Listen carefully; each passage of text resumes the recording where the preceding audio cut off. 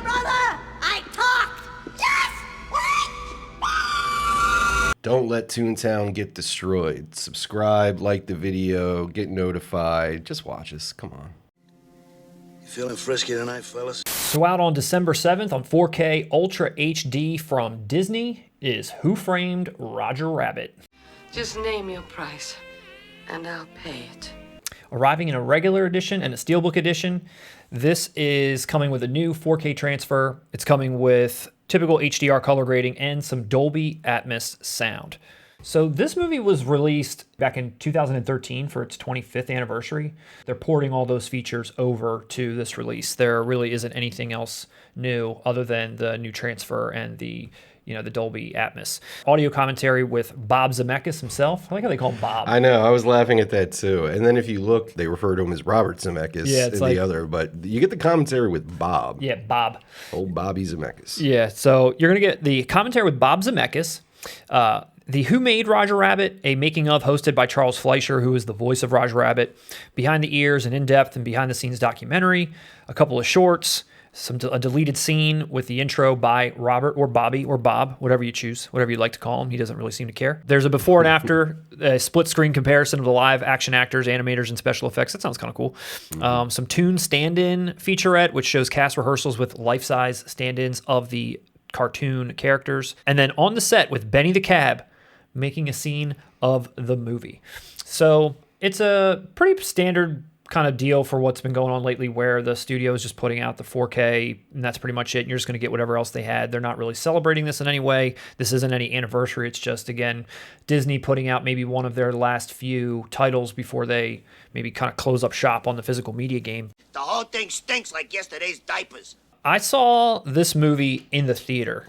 Did you see this movie in the theater, Russ? I did. I did as well. I was 6 years old. I saw this movie in the theater, and I remember not liking it.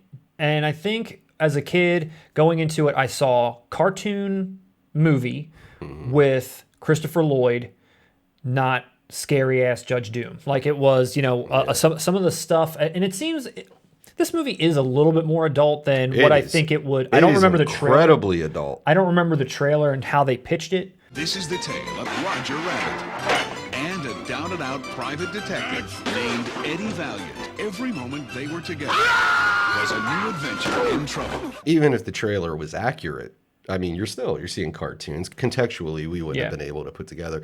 Yeah.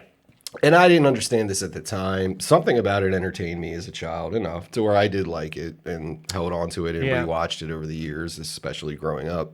As I got older, what I loved and started to appreciate more about this movie, I love that it's basically Chinatown. It's a film noir with these classic cartoon characters. Yeah. Your lead character is an alcoholic.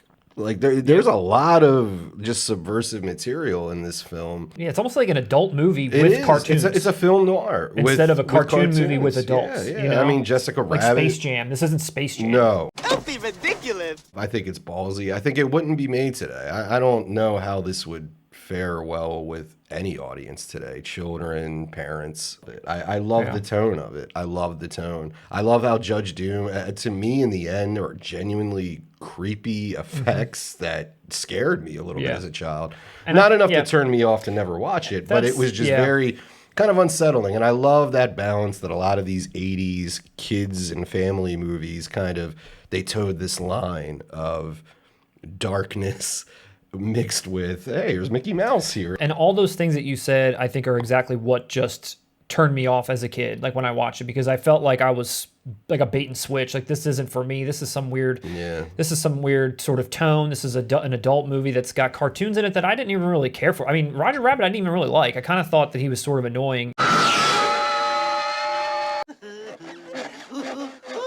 I liked Christopher Lloyd at the time, but not as a villain. And I think that also sort of made me uncomfortable because, like, this is like Doc Brown, who, like you said, turns into a very horrifying character at the very end. He's already scary throughout. I'm not bad. I'm just drawn that way. Kathleen Turner has a sultry voice. Kathleen Turner, to me, was never an attractive woman, and then they stick her sultry voice into an attractive cartoon. Was she seen as a sex symbol? At the time, body heat. Would you get me a paper towel or something? Dip it in some cold water. Right away. I'll even wipe it off for you. You don't want to lick it? Dude, that was like her breakout role, which was basically a Fatal Attraction or a Basic Maybe I just saw her in the Instinct wrong of its roles. time. Now, I like Kathleen Turner. I like movies that Kathleen Turner's in. Oddly enough, I don't. Really, I do. I do enjoy her in a couple of movies, actually, but I just like how they transformed her into this. Her voice is great in this. It's perfect. Yeah, Perfect voice. It's iconic.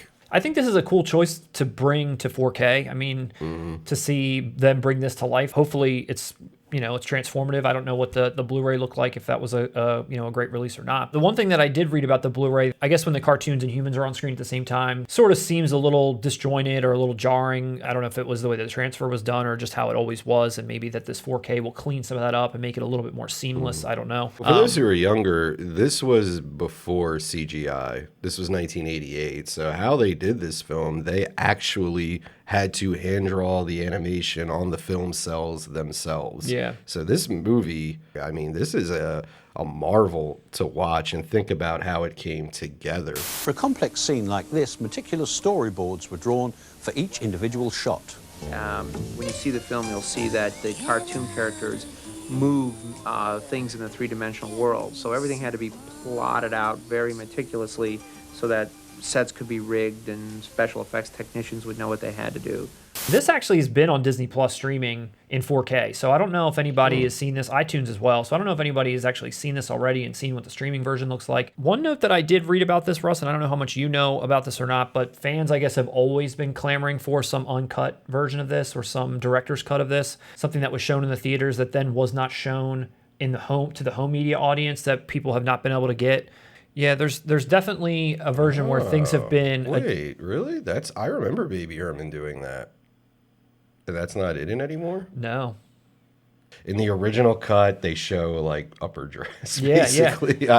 I was aware of that. Yeah, so there's a bunch of When scenes Jessica Rabbit fall, like when she gets thrown out of Benny. Yeah, there's a bunch of scenes, I guess, that were in the theatrical version that have, when they've come home to DVD, that they're not there anymore. And there's a lot. There's a good amount of things that have been changed or altered or removed altogether from this film. So you're not going to get that this time around either. You're getting regular and you're getting a Steelbook. The regular cover here, I actually don't mind. I think it looks really nice, but no Bob Hoskins? I don't like this cover at all. I don't mind it. I think it's okay. I'm just wondering where Bob's at. Benny looks weird. Even Jessica Rabbit doesn't look as proportional as she does. Really? Yeah, I don't know. I don't know. I think Roger looks weird there. All of it. Like, what is Benny doing? I don't know, but it's being billed as the Ultimate Collector's Edition. And then the Steelbook is all yellow with Jessica Rabbit front and center, as you mentioned, and then Roger Rabbit right in front of her again. No Bobby. See, I'll be picking this one up. And okay. As you have said in previous segments, kind of, I don't think this cover is indicative of the film itself, but kind of like Criterion, I like it as a artsy cover. So those are your options. I don't know. I don't think I'm going to be picking this one up. I don't know. This movie, I think, just soured me when I was a kid. And I've seen it maybe 2 or 3 times since then. And I think, appreciate it more as an adult because this is a movie for adults, I feel like. But it's still just, I don't know, just maybe not for me. Fun fact about this movie. If Who Framed Roger Rabbit did not exist, we would not have Eddie Murphy as a donkey in Shrek. The only movie I ever turned down that became a big hit was that Who Framed Roger Rabbit. You were gonna be in that? Yeah, I was gonna be the Bob Hoskins dude, and I was like, what animation and people? That sound like bullshit to me. Now every time I see it, I feel like an idiot. Kind of like you, saw the project, thought, what is this? I'm not doing this. It came out, was a huge success, and he said he regretted it. So when Jeffrey Katzenberg from DreamWorks approached him to do a voice in Shrek, he had the same feeling, like, what is this? I don't get it. Yeah. But he was like, no, I'm going to do it. No Roger Rabbit, no Eddie Murphy donkey. So for all you fans of Roger Rabbit out there, it's out December the 7th.